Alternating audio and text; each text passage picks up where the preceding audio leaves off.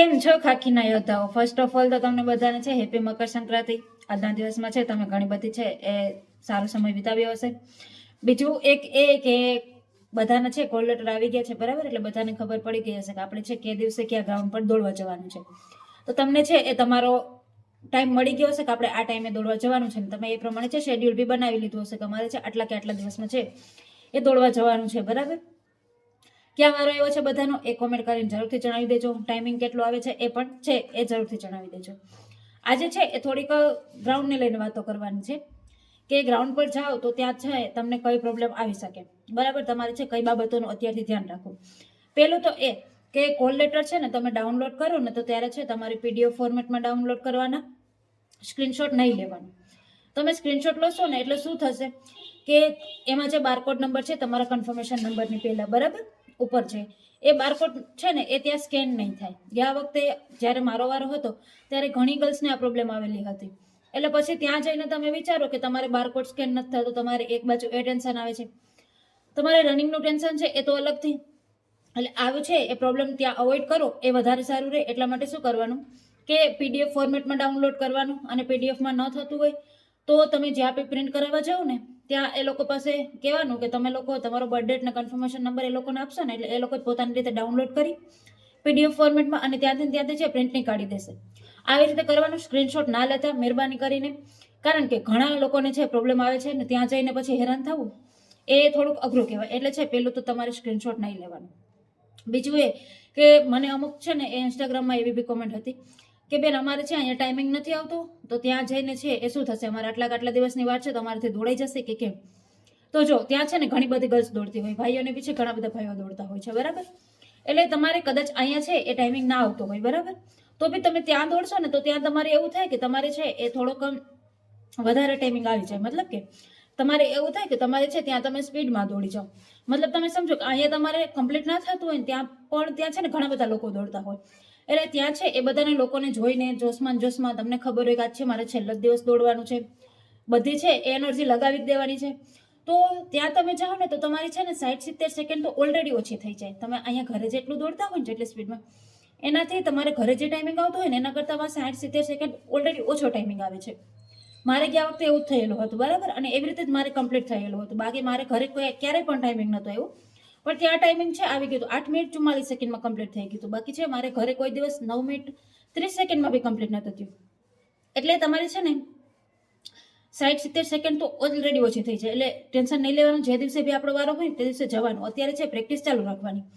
બીજું એવું હોય છે કે ઘણા લોકોને એવું ક્વેશ્ચન હોય છે કે અમારે છે એ કોલ લેટરમાં ને અમે જે આઈડી પ્રૂફ લઈ જવાના છીએ, ધારો કે આધાર કાર્ડ છે, તમારી પાસે પાન કાર્ડ છે, બરાબર, એમાં નામ અલગ અલગ છે. નામ અલગ અલગ મતલબ કે કોઈનું છે એ કદાચ સરનેમ આગળ પાછળ હોય, બરાબર, કારણ કે તમારા છે કોલ લેટર તો તમારા 12th માર્કશીટ પ્રમાણે નીકળવાના છે. તમારા આધાર કાર્ડમાં તમારી સરનેમ આગળ પાછળ છે, પપ્પાના નામમાં ભાઈ બેન લાગેલું છે કે નથી લાગેલું, પોતાના નામમાં ભાઈ કે બેન કે લાગેલું છે કે નથી લાગેલું, કે નામમાં છે કોઈ સ્પેલિંગ મિસ્ટેક છે. તો આવી નાની મોટી મિસ્ટેક હોય તો એ લોકો ત્યાં ચલાવી લે છે. એટલે એ બાબતે ટેન્શન નહીં લેવાનું. આવી નાની મોટી મિસ્ટેકને એ લોકો ઇગ્નોર કરે છે ને તમને એવી મિસ્ટેક ચલાવી લે છે, બરાબર? બીજું એક એ કે ગ્રાઉન્ડ પર જાઓ તો ખાસ જોઈ લેવાનું, ભાઈઓને તો ખાસ, કે કયા ગ્રાઉન્ડ પર કેટલા રાઉન્ડ મારવાના છે. ગયા વખતે મને ખબર છે બહેનોને બી જોઈ લેવાનું ને તમે રાઉન્ડ મારતા હોય ને ત્યારે બી ગણી લેવાના કે અમારો પહેલો રાઉન્ડ છે, બીજો રાઉન્ડ છે, ત્રીજો રાઉન્ડ છે, ચોથો રાઉન્ડ છે. ગયા વખતે છે એ અમારી સ્વિફ્ટમાં અમારી પહેલા જે છે 200 છોકરીઓ દોડી હતી ને એમાં એક છોકરી જોડે એવું થયેલું હતું. 7 મિનિટમાં 3 રાઉન્ડ કમ્પ્લીટ કરી લીધા હતા. એની પાસે ઓલરેડી છે વધારે 2.5 મિનિટ બાકી હતી, બરાબર? અને એ બેન છે એ ભૂલી ગયા હતા કે મારે છે ચોથો રાઉન્ડ બી મારવાનો છે. એમને એમ કે મેં 3 રાઉન્ડ માર્યા કે 4 રાઉન્ડ, એમ ભૂલી ગયા હતા.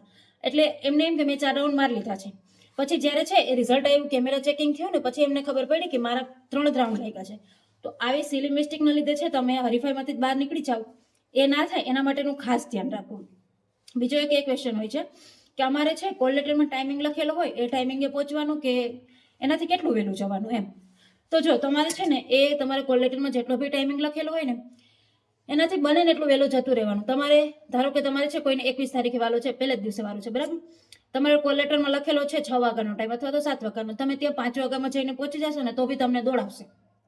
વહેલા પહોંચી જશો એટલે છે વહેલી પ્રોસેસ ચાલુ થઈ જશે. એટલે વહેલા જશો ને તો દોડાવશે. એ લોકો ના નહીં પાડે.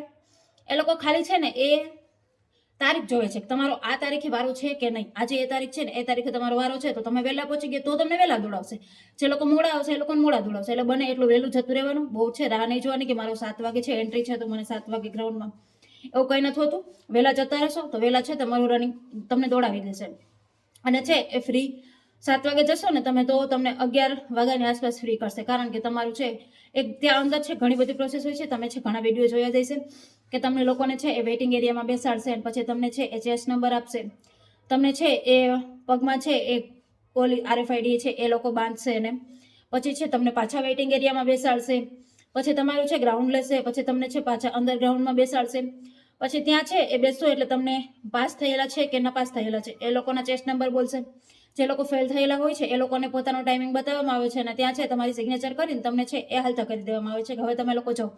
જે લોકો પાસ થઈ ગયા હોય છે એ લોકોને બી એમનો ટાઈમિંગ બતાવવામાં આવે છે, એમની સિગ્નેચર લેવામાં આવે છે.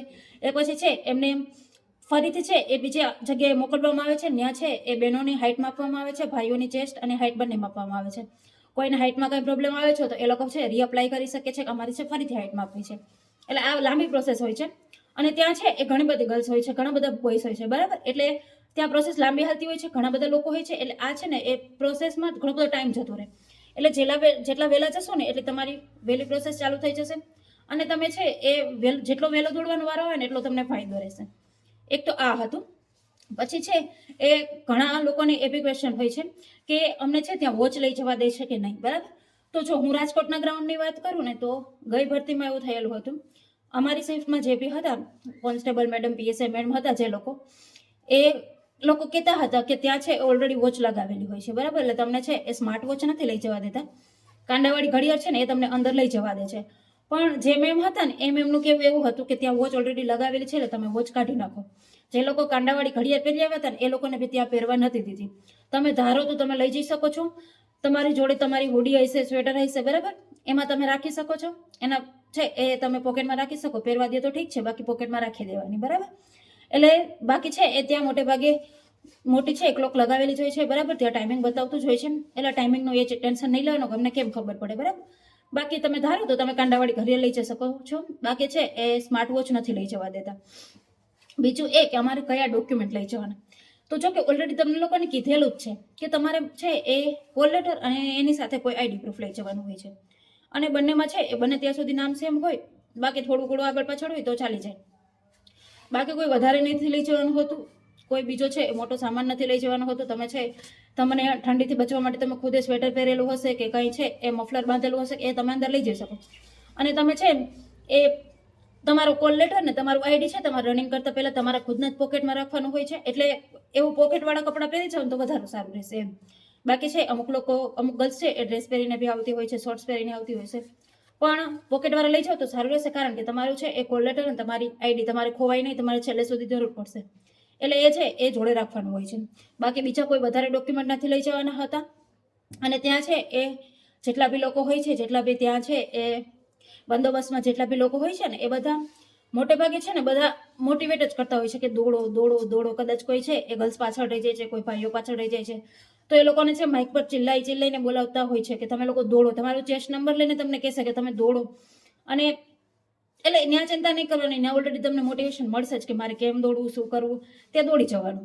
કાંઈ નહીં, ભગવાનનું નામ લઈને એમ જ કહેવાનું કે દોડવાનું છે, આજે છેલ્લો દિવસ છે એમ વિચારીને દોડી લેવાનું, બરાબર. બાકી પછી છે એ ઘણા લોકોને છે એ મનમાં કદાચ એ બી ક્વેશ્ચન ઉદ્ભવતો હોય કે અમે છે એ ત્યાં પાસ થઈ જાય, બરાબર, પછી આપણે ત્યાંથી જ છે એ સિક્કા તો મારી જ આપે છે પણ પછી પાછળથી છે એ લોકો રિઝલ્ટ આપતા હોય છે. બાકી છે મોટે ભાગે ત્યાં જ સિક્કા મારી આપે છે. એટલે એનું ટેન્શન બી તમારે નહીં લેવાનું. તમને છે ત્યાં જ ખબર પડી જશે, ત્યાં સિક્કો લાગી જશે કે તમે પાસ છો. અને તમને છે એ ત્યાંથી પછી ફ્રી કરવામાં આવશે. ત્યાં સુધી તમને ફ્રી બી નહીં કરવામાં આવે, બરાબર. એટલે આવી રીતે છે આખી પ્રોસેસ રહે છે. ઘણા લોકોના છે એક ક્વેશ્ચન આવતા હતા મને. એકાદો ક્વેશ્ચન એવો બી હતો કે મારા આધાર કાર્ડમાં ને મારા છે કોલ લેટરમાં એડ્રેસ અલગ અલગ છે. તો એડ્રેસ કોઈ જોતું નથી. તમારું નામ બરોબર હોય, ફોટો બરોબર હોય તો ચાલી જાય. કોઈને છે એ કદાચ આધાર કાર્ડમાં છે નાનકડાનો ફોટો હોય ને તો બને ત્યાં સુધી છે એ ચૂંટણી કાર્ડ કે એવું કંઈક લઈ જવાનું, બીજું કોઈ ID પ્રૂફ. કારણ કે નાનકડાનો ફોટો હોય ને તો કદાચ પ્રોબ્લેમ આવે, બરાબર. એટલે આવું ના થાય એનું ધ્યાન રાખવાનું. બાકી છે એ બધાને છે ખબર જ છે કે 21 તારીખથી રનિંગ ચાલુ થાય છે. એટલે બધા પોતપોતાની તૈયારીમાં રહેજો. જે દિવસે વારો હોય તે દિવસે દૂર પડતું હોય તો આગલે દિવસે પહોંચી જવાનું, ત્યાં કોઈ બી છે હોટલમાં કે રૂમ રાખી લેવાનું અને સમયસર છે ત્યાં પહોંચી જવાનું. બાકી છે એ તમને એવું હોય કે અમારે મોબાઈલ નહીં તો તમારી જોડે કોઈને કોઈ છે પેરેન્ટ્સ આવવાના જ છે. એકાદા લોકો તો જોડે આવે છે, એ લોકોને છે ગ્રાઉન્ડની બહાર ઊભા રહેવા દે છે, તો એ લોકોને આપી દેવાનો તમારો છે કોઈ બી ઇમ્પોર્ટન્ટ વસ્તુ હોય, તમારે મોબાઈલ હોય, તમારે છે વોલેટ તમારી જોડે હોય તો એ છે એ બધું એ લોકોને આપી દેવાનું. એ લોકો ત્યાં ઊભા દે છે ને એ લોકો ત્યાં જ ઊભા હોય છે, બધા રાહ જોઈને ઊભા હોય છે કે અમારું છે એ સગા સંબંધીમાંથી જે બી છે એ અંદર ગયેલું છે ગ્રાઉન્ડ માટે એ ક્યારે રિટર્ન આવે. બહુ ચિંતા નહીં કરવાની. ઘણા લોકોને છે થોડી ઘણી કદાચ હાઇટમાં પ્રોબ્લેમ હોય ને કે અમારે છે એ હાઇટમાં કદાચ થોડી ઘણી છે એ ઘટે છે, કે બહેનોને કદાચ એવું હોય કે અમે તો છે આમ ઊંચો પફ વાળીને જાશો ને થોડી ઘણી હાઇટ, તો થોડુંક એવું ના કરતા. કારણ કે ત્યાં છે એ ગયા વખતે મને ખબર છે અમારો વારો હતો ને ત્યારે બી છે એ 3 ગર્લ્સને ફેલ કરેલી હતી હાઇટમાં. એ ગર્લ્સનું તો એવું બી કેવું હતું કે આગલી ભરતીમાં અમને છે હાઇટમાં પાસ કરેલા હતા ને આ ભરતીમાં અમે ફેલ થયેલા છે. એટલે આવું નહીં કરવાનું. ત્યાં છે તમે કદાચ પફ વાળીને જશો કે કોઈ બી છે એ એવું કંઈ અપનાવશો ને તો તમારે છે ત્યાં ઓલરેડી વાળ છે એ ખોલવાના હોય છે. તમે છે એ કંઈ એવું ઊંચું નહીં રાખી શકો. તમને એવું હોય કે હું શૂઝ છે થોડા ઊંચા હીલવાળા કે પહેરું તો ત્યાં શૂઝ બી કઢાવશે, સોક્સ બી કઢાવશે, બધું કઢાવશે, પછી તમારી હાઇટ માપવામાં આવશે. એટલે હાઇટનો પ્રોબ્લેમ હોય તો ટ્રાય કરી લેવાની. આપણે થોડું ઘણું કદાચ ઘટતું હોય ને અમુક લોકો ચલાવી લે તો, બાકી અમુક લોકોને છે નથી ચલાવતા, બહુ સ્ટ્રિક્ટલી ચેક કરે ને તો એ લોકો નથી ચલાવતા. એટલે ગ્રાઉન્ડમાં છે મોટું મોટું આવું હોય છે. બાકી ઘણા લોકો મને બી પૂછતા હોય છે કે બેન તમારે શું ટાઈમિંગ આવે છે? મારે છે એ 1600 મીટર હજી કમ્પ્લીટ જ નથી થતું. ટાઈમિંગનું છે એ તો બહુ દૂરની વાત. એક વખત 1600 મીટર કમ્પ્લીટ થાય, 4 રાઉન્ડ ક્લિયર થાય પછી તમે ટાઈમિંગ માપો ને, ત્યાં સુધી તમે કેમ ના ટાઈમિંગ માપવાના? એટલે અત્યારે તો છે એ ટાઈમિંગનું કંઈ છે નહીં. બાકી છે એ ભગવાન ભરોસે ત્યાં મહેનત કરીને દોડી લેવાનું. બાકી જે થાય એ જોયું જશે. અને જેટલા બી લોકો છે એ અત્યારે તો તમે લોકો છે એ દોડ માટે ધ્યાન આપો જ છો, એ વાત બરાબર છે, બરાબર. પણ સાથે જે પણ લોકો પીએસઆઈ વાળા છે ને એ લોકો તૈયાર રહેજો. માર્ચ મહિનામાં જેવું પણ છે ગ્રાઉન્ડ પૂરું થશે ને એમ સમજી લેજો એપ્રિલમાં તમારી એક્ઝામ છે ને તમારે બંને પેપર એક જ દિવસે દેવાના છે. ગઈ ભરતીમાં બી એવું જ થયું હતું.